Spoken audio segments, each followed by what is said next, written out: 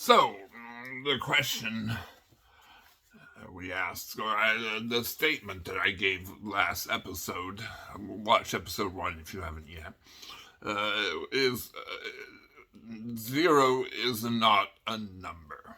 Do you remember that? Well, I lied to you. This is how I roll. I lie all the time. Now, I used to teach history, and lots of students think that history should be as it is. They think that George Washington was supposed to be the first president of the United States. He wasn't. It just happened that way. History is just a bunch of accidents.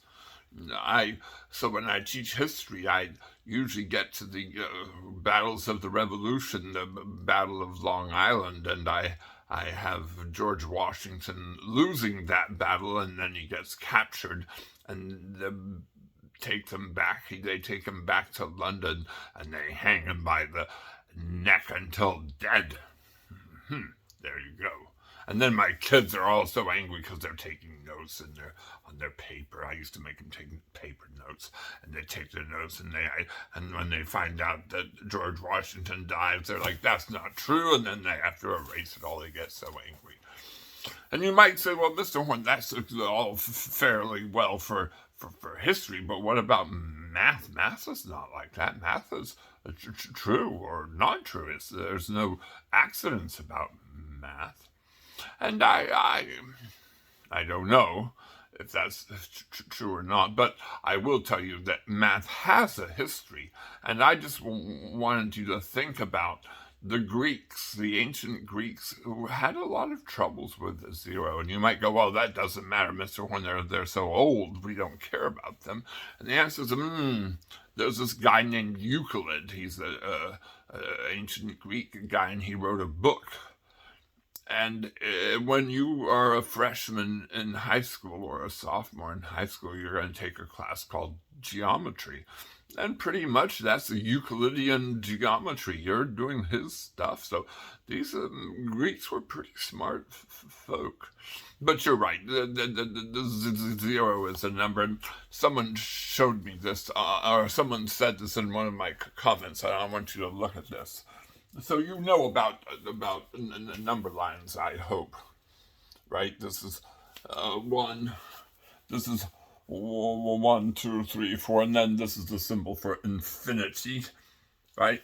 So we know that there's a number line that goes to forever, right? Infinity is think of the biggest number and then add 1. See. So if you think of the biggest number in the world and you add 1, well, now you have a new number that's really big. And so that's the biggest number in the world. And then you have to add 1, and then you see, and it just goes on for forever. Now, you know, I hope by this time that there's another thing called negative numbers, right? We have these things called negative numbers, -1. So the number line doesn't just go in one direction, it goes in 2 directions. It goes in the negative direction. It goes in the negative direction to infinity also.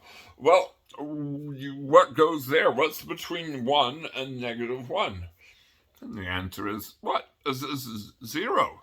So in this sense, the difference between 4 minus 3, or 4 minus 1 is 3, and 1 minus 1 is not nothing. It's this place on the number line. Now, I'm going to have to tell you I'm having some problems with this number line business. I know, see, your teachers tell you all sorts of stuff. You need to question them. So here's my question. If the number line goes this way, and it's from infinity, if we were just to look at this part of the number line, how much is that? And the answer is infinity.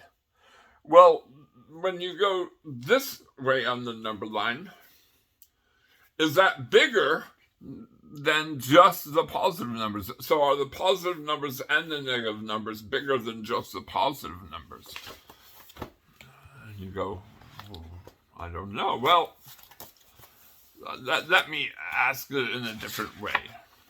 Okay, so when you learn geometry, you're going to learn something called array. A ray starts from a point and it goes forever. A ray is different from a line. A line goes forever both ways. So find any point, and on a line, there's going to be an infinite number of points on this line in one direction and an infinite number of points in the next direction. So my question to you, what's longer, a ray or a line? And the answer is they're both the same because they're both infinite.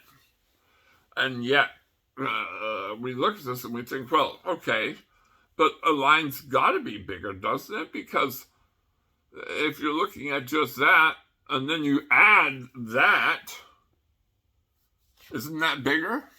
So my question, I guess, is infinity plus infinity bigger than just infinity? So this is two infinities, and this is just one infinity.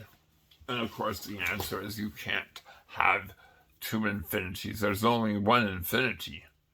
But doesn't the line look like there's two infinities? Oh, this is so strange, isn't it? Well, we'll talk about normal stuff in the next episode.